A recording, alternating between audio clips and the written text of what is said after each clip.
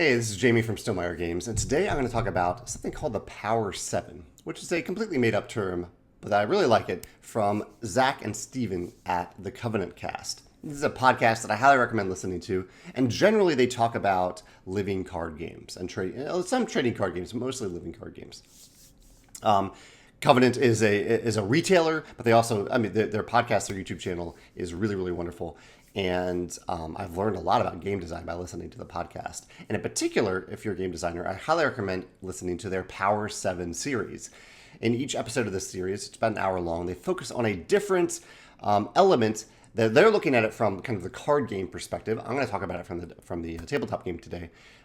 Different elements that they feel are really important considerations for card games, for card-based games. And in each episode, they feature someone who has designed such a game, and there's some great guest designers. And anyway, I highly recommend listening to it. I'll include a link in the description below. But I'm going to go through them one category at a time and talk about them from my perspective as a game designer and from a kind of a tabletop game perspective rather than a card-only game perspective. With a little bit of I've played Magic the Gathering for many, many years. So I'll mention Magic a little bit in this discussion, but mainly I'm talking about tabletop games. So the first category is Limit 1.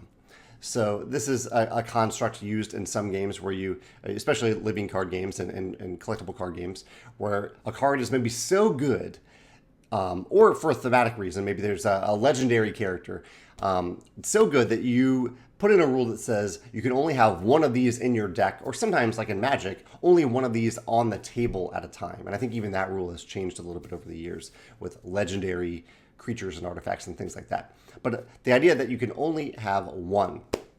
And this is a tricky thing. So again, I'll probably preface all these with my experience with Magic. Because in Magic, you're allowed to have 4 of a card in your deck. And so it kind of makes... gives you a tricky decision there. If you have a really powerful legendary card that you want to put in your deck, but you can only have one in play in front of you at a time, then it can be a little unfortunate if you include all 4 copies of that card in the deck, but you draw 2 of them, because then you can only have one in play at a time, and you have to hold the other one for some other purpose. So it's kind of a tricky thing there, but I can understand why you might do that for thematic or mechanical reasons. And I was thinking about it in terms of tabletop games. And an example that I thought of in a tabletop game is in Seven Wonders and some other games like it. Seven Wonders limits you to 1 of each card in your tableau of a certain type, of a certain name, a very specific card. So if you already have the Public Bath card in Seven Wonders in play, you are not allowed to play another Public Bath card.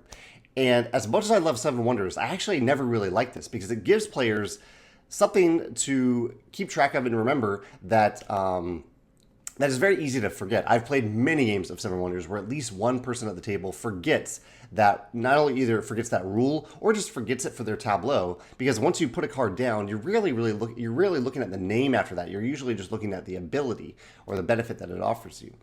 And also thematically in Seven Wonders, it doesn't really thematically work that you couldn't have 2 public baths in your entire civilization. Why wouldn't you be able to have 2 of them? So in general, for that type of Limit 1 in tabletop games, I am not a fan of it. I like the idea that you could have more than 1 copy of the same card, that there isn't such a limit in the game.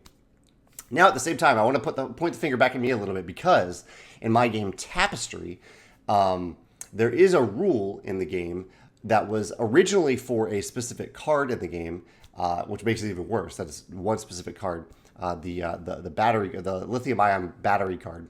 But there's also now a general rule that we've added to the expansions that covers the entire game when you play with those expansions, which is that you can't use the same ability on the board, the same exact advancement benefit on the board, more than once on the same turn. So if you find some sort of a loophole that would let you recur the same ability over and over again, or even just twice, you were not allowed to do that now. And I know some players did not like when I announced that. They liked this. They liked finding that loophole and and kind of abusing it whenever they found it. And I do think that Tapestry works when players find powerful things they can do where they feel like they're breaking the game a little bit. But I found that one in particular, there are just too many ways, I think, for players to abuse that ability, or if they find a way to loophole it or to recur an ability more than once per turn, it can just be too powerful. And that's why I decided to limit it. I don't even love that that's the case in Tapestry, just like I don't love that that's the case in Seven Wonders. It's a very easy thing to forget, and but I think it was the right thing for the game. So sometimes I think it can be the right thing for the game to tell a player that they can only do a certain thing once per turn, or only play a certain type of card into their tableau once. But I think it's pretty rare. I think it's something to be avoided if possible in game design. So that's limit 1. The second category of the Power 7, and I'm doing these in the order of the Covenant podcast if you want to listen to them in chronological order. The second one is recursion. And so recursion, in terms of living card games, collectible card games, is when you play a card and then you find a way to get that card back so you can play it again. And Magic has a number of ways that you can do this, but in general, the second time you play that card, it is removed from the game. So there's cards that you can return a card from your graveyard, or there are even cards that you can play the card from your graveyard in Magic, but once you do, it's removed from the game. And this can feel really good because you've played a card that you liked enough to include in your deck, and now you have another chance to play it again. That feels awesome in the game. But I can see how recursion can be really tricky, because if you do have a powerful card that you've played and now you're done playing that card and suddenly it's you're playing it again more than once, that can be really, really powerful in a game and even overpowered. So many of the designers who appeared on the Power 7 series said recursion is something they try to avoid at all costs. Two games, I thought of two Stonemaier games that use recursion in different ways. One is in Libertalia, our newest game, Libertalia Winds of Gaelcrest. There are cards that you can play that you can bring back to your hand, or that you can keep from round to round. And we added that to Libertalia. That wasn't in the original Libertalia, because we wanted players to have a little bit of a feel of progression. Or if you did play a certain card, because there are only limited opportunities to play any card in Libertalia, we felt that wouldn't be too powerful to have you be able to bring that card back. And you are kind of sacrificing the ability to bring a card back is typically a one-time ability. I think it's on the Necromancer card in particular. There might be one other card in Libertalia that does this. But there are basically limited opportunities to bring cards back, and limited opportunities to actually play cards in the first place, because it's only a 3-round game. And so I think it works in Libertalia to do that, and it does feel like kind of a fun loophole when you pull it off. Also in Red Rising. This is a kind of a different version of recursion. In Red Rising, on your turn, you are typically deploying a card from your hand on the table and then gaining a card from a different location. So you can't play the card and take back the same card. So that would be, I think, way too powerful recursion. If you could just play the same card over and over again, no one can ever get in your way of doing that. Instead, there's a huge amount of player interaction that goes into whether or not you can get a card back. Because you can play a card, you can't pick it up right away, you have to pick up another card. And then all the other players take their turns, and they may or may not pick up that card. They may or may not even cover that card, so you can't pick it up. But if they don't, then that card is still there for you to gain. And so it has this fully interactive version of recurring, where it's kind of almost like a shared graveyard in Magic, where if you're playing a card to the graveyard, another player might pick up that card from the graveyard, but if they don't, it's your opportunity to take it. And I really like that in Red Rising. That tension, that interaction is always there. If someone's played a card to really benefit themselves, do you pick it up on your turn and use it, or do you prevent them in some way from using it multiple times on their turn? That is Red Rising and recursion as a category of game design. And in general, I would say I like the methods in Libertalia and Red Rising quite a bit. But if you do have a way of creating, again, kind of these more infinite loops of where a player can consistently replay a powerful card, that can be pretty tricky in games. Although we've seen it in deck builders. Deck builders are essentially all about recursion. You're playing cards, and those cards are reappearing in your deck in your hand at a later time. I think deck builders do it because you don't have control over when those cards are going to reappear. You know they're going to reappear at some point, but you don't know exactly when. So that's recursion. Tricky, I would say less tricky in a tabletop game than a competitive card game. And the third Power 7 category is denial. Denial is probably one of my least favorite things about Magic, where this is like counter spells. I play a card, and you play a card that says, no, you're not going to do it. And one of the reasons I don't like it is not just that it's essentially canceled my turn. It stopped me from taking a turn, but it's also stopped you from taking a turn because you've had to save enough mana to actually play that card in the first place. And the solution, I think, that Covenant talked about, I really like the solution, is that if you're going to have that type of effect, that instead of having it be a surprise, that it be a part of the board state a little bit. And Magic has some creatures like this, where it's a creature that might say, if you sacrifice this creature and pay this cost, cancel a certain type of spell. And that way you know it's on the table. You know the threat is out there, that they might cancel something. And you kind of know that if they've mana available and they have cards in hand, you kind of know that. But I like that it's a target that's specifically on the table. But even then, I don't know if it creates fun moments in Magic. It creates more frustrating moments in Magic. It's more of a kind of a mitigating factor for you to play around in Magic. And two tabletop games that made me think of this are Marvel Dice Thrones and Exploding Kittens. And in Marvel Dice Throne, there are opportunities where you essentially completely block what the opponent has done on their turn, but there's a big element of chance to it. So if you attack me and you're about to deal 5 damage, I often get a defend ability where I can prevent that damage and prevent some of it. So like damage prevention is something that I think we see in games that is similar to denial. You're denying them something that they thought they were going to do. But also with Marvel Dice Throne, I recently played the character Loki. And Loki is a trickster, and he has the ability to create illusions where you might find, if I've played the illusion, if I've used an illusion token, you might find that instead of attacking the real Loki, you've attacked an illusion instead, and you're dealing no damage at all because you're just hitting thin air. And that I thought was thematically awesome, but it didn't really feel good whenever it happened. Like even for me as the player playing the illusion, I'm like, okay, you just spent your entire turn building up to this one thing, and you just hit an illusion instead. So I don't know if I love that aspect of Loki, even though it fit really well with this character. And Exploding Kittens, definitely a much lighter tabletop game, but there's a card called Nope in Exploding Kittens that just cancels a card. And I did actually play Exploding Kittens recently, and it was a good reminder to me that, as well as it fits into Exploding Kittens, that for me, it just doesn't feel good to play that Nope card, and it doesn't feel good to have the Nope card played on me. So as you could tell, I would say, in general, for denial that just cancels someone's turn, I am almost entirely against it. I don't think that has a good place in tabletop games. But there are ways to make denial work a little bit, to take out something that someone has already put on the board, that kind of removal style denial, to do that. I think that's something that you could include in a game. Or to have denial that involves a sacrifice for yourself, or that is present on the table for a player to see that that something bad is going to happen, that I have the ability to prevent you from doing something, and it's just a matter of when that happens. That's a little bit better. But in general, not a big fan of denial. The number 4 category is memory. This is something that I think about a lot in tabletop games. So memory is kind of how many different activations and triggers and options do you have on the game state at any given time. And in particular, when doing one thing, one ability has gotten better, where you've improved an ability, but you need to remember to do all the other things that happen when you activate that ability.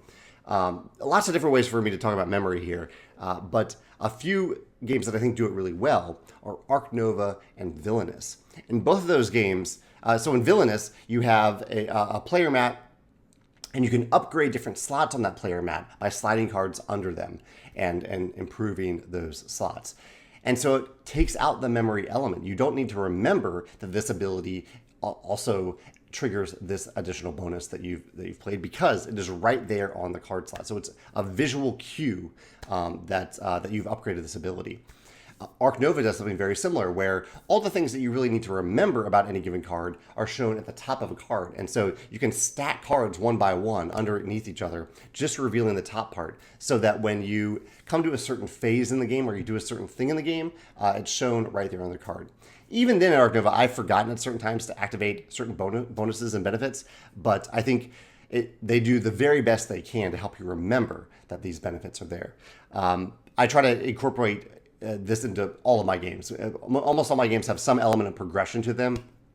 Like in Scythe, your player mat is getting better, but you don't have to look at some other place to remember how your player mat is getting better. You only have to look at the action you're taking on the player mat at that given time. And if a token has previously been removed from a slot, you now are revealing a better benefit, or a token is covering up a cost. You don't have to remember that in some other place. You're only looking at that player mat as you take the action. And so, I think this is huge. The idea of kind of mental overload and maintaining or limiting how much a player needs to remember in a game. There are many other examples of this in tabletop games, like different, rules exceptions. If you have rules exceptions, I try to avoid those in games. If when I'm playtesting, whenever I find myself using the word remember, like remember to do this, remember that this does that, that is a cue to me that I'm asking a player to remember something that they shouldn't have to remember, and I'd rather integrate that into the user interface of the game. And also games that include bonus actions. This is something that I generally avoid. If you have a core action that you take, and then you have a bunch of different bonus actions on a list that you could also take, I don't know. I don't think that I think that can cause some mental overload, and it also makes it tricky to determine when your turn is actually over, because you've taken your main benefit. The next player kind of thinks it's their turn, but really now you have the list of all these other things that you can do. So I generally avoid bonus actions. I like to integrate them into the core action itself rather than set them aside. So memory, big thing to think about, I think, for tabletop games. The fifth category are silver bullets.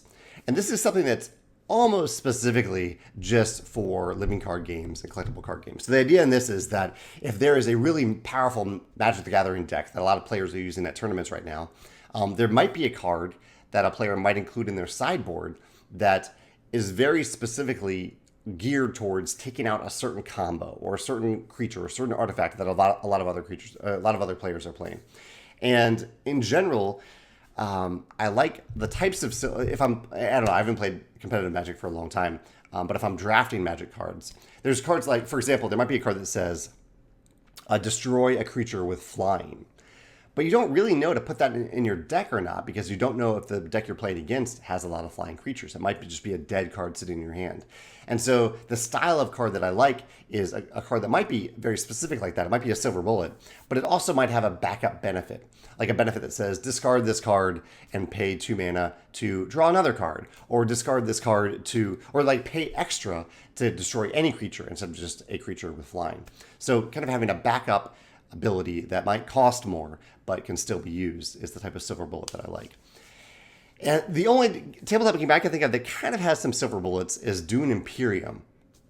So Dune Imperium has the intrigue cards. They're these small cards. They're sneaky cards that opponents know if you have them, but they don't know what the cards say. And they can often be used in combat circumstantially.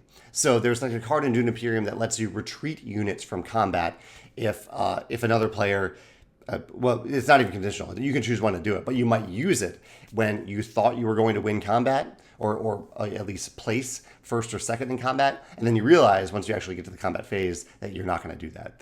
That it's impossible for you to win. So it's kind of like, it's not entirely a silver bullet, but it's these conditional things, these circumstantial things that you might play this card at this moment. I guess another comparison could be a little bit of viticulture. The visitor cards in viticulture, some of them are somewhat circumstantial. And especially in the original, the very first edition of viticulture, there were cards that were only good if you played them early in the game or late in the game. And so, and I found that didn't work all that well, because if early in the game you drew a card that wasn't good until late in the game, then it kind of felt like a dead draw then. Or late in the game, if you drew a card that was only good for like engine building, then it doesn't feel good to draw that either. And so I tried to redesign all the cards in viticulture so that every single card is good at any time in the game. And there might still be some circumstantial elements to it. But they might be cards like, as a very simple version of the game, of a card might be, you can pay 3 lira to gain a victory point, or you might pay a victory point to gain 3 lira. That way, that second ability is good early on in the game. The first ability is good late in the game when you just want victory points. So I like having that option of, it isn't even really a silver bullet, but it is about circumstantial cards or conditional cards. I like giving players options when you have that type of card in your game. The sixth category, so that's silver bullets. The sixth category are resource cards. And this is kind of one of the talking points for the last 30 years about Magic the Gathering are the use of lands to give you the mana that you need to play other cards. Most other games of this ilk have moved away from doing this. Rather, they build the resources into the cards themselves, or just by default, like in Radlands, you always get 3 water at the beginning of your turn. Always. You get the 3 water, and also your water goes away, so you're never really accumulating much water. There are a few ways to break that, but in general, you're going to have 3 water on your turn in Radlands. I was trying to think of games that we have that use cards as resources. One game, Wingspan, kind of does this at times. So there are certain cards that you can play. Like most cards that you play in Wingspan, most board cards cost resource tokens. They cost food tokens. But there are a few cards in Wingspan where you can discard a card and that can be used to pay the cost of playing a card. They're pretty rare, but we've included a few of them in the game. So that's kind of an example. Maybe a better example is Splendor. So in Splendor, you are acquiring cards throughout the game. Or acquiring cards or tiles. It's been a while since I played Splendor. Whatever they are. You're acquiring cards or tiles that give you an ongoing resource throughout the game. So you can always acquire tokens in the game. And I think this is the big difference between Magic and Splendor, really, in terms of this. That in Splendor, you can use your turn to acquire tokens that you can then spend to play a card. So you always have that option. The tokens are always out there. There is some scarcity depending on what other players have taken, but the tokens are always there. Or you can acquire cards into your tableau that give you ongoing resources that you can use. So every time you play a tile, from then on, I might have a red crystal thanks to that tile. And so instead of spending a red crystal token, I have that red crystal to use. And that is very similar to Magic, where you have a thing on the table that is always there that gives you a resource whenever you want it. But I really like that combination in Splendor, that you have that engine building aspect where you're getting better, you can buy bigger and bigger things, similar in Magic when you have more lands in play. But you always have the option of gaining a one-time resource to spend. But I wonder if Magic has ever tried anything like that. I think they have treasure tokens now, which are a little bit like that, but you don't always have the default choice to gain that. But just if you had the choice in Magic to, like, instead of drawing a card, you could gain a resource token. I don't know, that would be kind of interesting to play around with to see if that would work similar to Splendor. But yeah, that's resource cards, something that I don't think many games use now. There's usually some like default way to gain a resource rather than relying on a random card draw to draw the resources you need. That's kind of, I would say, fairly standard in modern tabletop games. The last category is free. So playing a card for free, gaining a card for free, or gaining anything for free, playing it for free. As they point out in the Covenant cast, there's a big difference between something that costs 1 and something that costs 0, because especially if you, again, find these loopholes where you could play something over and over again, 1, you're eventually going to hit a limit where you don't have any more of that resource to spend. But if it's free, you're never going to hit that limit. The thing is, in tabletop games, lots of things are free. Like I mentioned Seven Wonders earlier. In Seven Wonders, you're drafting cards, and you don't have to pay anything to gain the card. You have the card, and generally you can. There are some costs on some cards, but there aren't costs on all cards. But it's only you're playing that card one time. There are drafting games, though, however, like Isle of Cats and Terraforming Mars, where you draft, but to actually keep the card, you need to pay a cost. And so that is, I think, a great example of having cards of different power levels in a draft, where the draft itself, it feels free because you're getting all these free things passed around the table, but to actually keep that, you have to pay to keep it. In fact, in Terraforming Mars, there are 2 levels. I believe you have to pay $3 per card, and then each card has a cost when you actually want to play it as well. In Isle of Cats, you're just paying to keep the card. Once you have it, it is yours to play as you wish. But yeah, in tabletop games, a lot of things I think are free, but also a lot of things have costs. This was a tough category because I was looking over at my collection over here, like Downforce. In Downforce, you don't have to pay anything to play a card. Kind of the cost in Downforce is that you're often moving other cards forward instead of just your own. games like I'm looking at Role Player over here. Role Player cards have a cost to acquire, but they don't have a cost to play. A lot of deck builders use this, where there's a cost to acquire a card, but not a cost when you actually want to play the card or get to play the card. However, I will say that in Magic, I love finding the loopholes in Magic to play cards for free, and there are even some brilliant cards in Magic that are designed to play completely for free, but there are big penalties for doing so. There's a specific set of cards, a specific cycle that came out years ago, where there were these cards with pretty high costs, and you could play them for the high cost if you wanted to, and have a decent ability. But also, they gave you the option to play them for free, but if you did that, your game would end. You would lose the game, I believe, at the end of your turn or maybe at the beginning of your next turn. So if you can win the game by playing that card for free, do it. You can do it. But otherwise, it puts you on a very strict timer to lose the game soon afterwards.